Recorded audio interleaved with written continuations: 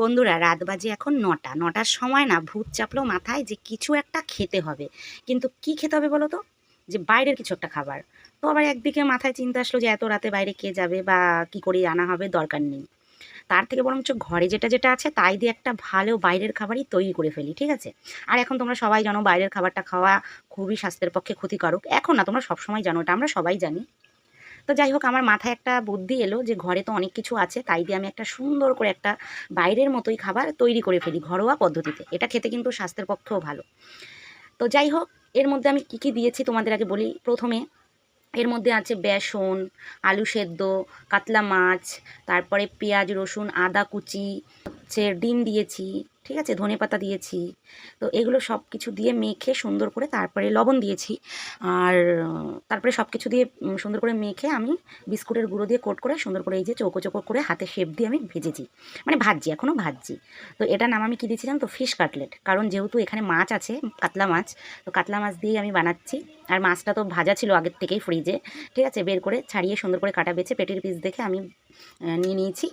তো এই ফিশ কাটলেটটা খেতে কেমন হয়েছে অবশ্যই তোমাদের আমি জানাবো, কিন্তু দেখতে কেমন হচ্ছে তোমরা সেটা আগে বলো। আর এই রেসিপি বুদ্ধিটা কিন্তু পুরো আমার মাথার থেকে বেরিয়েছে, কারণ আমি কোনো ইউটিউব কোনো কিচ্ছু দেখিনি। তো আমি ভীষণ এক্সাইটেড যে খেয়ে দেখব যে কেমন হয়েছে, ঠিক আছে? তারপরে আমি তোমাদের অবশ্যই এই রেসিপি একদিন শেয়ার করব। তবে আমি কী কী দিয়েছি সেটা তো তোমাদের আমি বলেই দিলাম। আর যেহেতু এর মধ্যে মাছ আছে সেহেতু এটা ফিশ কাটলেটই বলা যেতে পারে।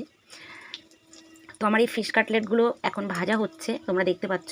অনেকক্ষণ ধরে ভাজছি, মানে একদম প্রথম থেকেই স্লো জাল দিয়ে দিয়ে দিয়ে দিয়ে ভেজে চলেছি, ঠিক আছে? অনেকটা টাইম লাগে এগুলো ভাজতে, তো আমি ধীরে ধীরেই ভেজে চলেছি।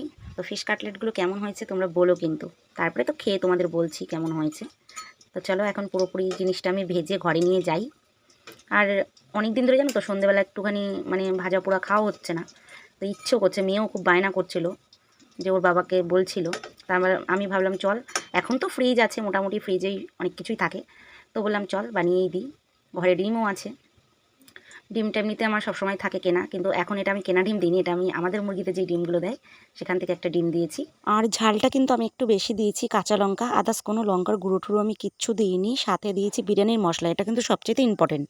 সব কাটলেটগুলো আমি ভেজে নিয়ে চলে এসেছি, আর রিভিউ চাচ্ছি তোমাদের দাদাভাইয়ের কাছ থেকে, কিন্তু তোমাদের দাদাভাই শুধু খেয়েই যাচ্ছে, মানে এত টেস্ট হয়েছে ও রিভিউ দিতেই পারছে না। চলো তোমরা একটু দেখে নাও বা শুনে নাও। এটা আমার নিজের মাথার থেকে রেসিপিটা, খেয়েই যাচ্ছে, বলো কেমন হয়েছে? খাওয়া যাবে? হবে না, খেয়ে বলো। দেখ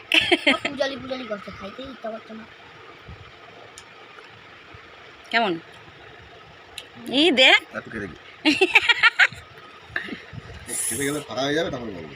না, বলবা তো কেমন হয়েছে। ভালো,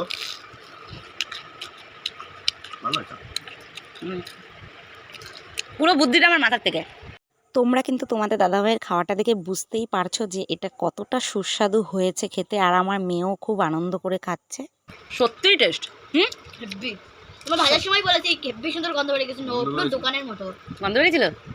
হোটেলে রান্না করলে গন্ধ বের, ওরকমই গন্ধ বেরিয়েছে।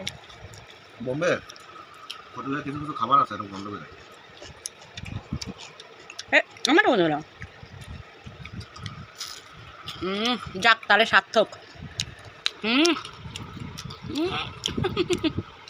না আছে খায়ের। বন্ধুরা, তাহলে এদের খাওয়া দেখে তোমরা নিশ্চয়ই বুঝতে পারছো যে এটা কতটা স্বাদ হয়েছে, মানে এটার বলার আর ভাষা নেই। যাই হোক, তোমরাও একটু বাড়িতে কিন্তু বানিয়ে খেও, তাহলে বুঝতে পারবে।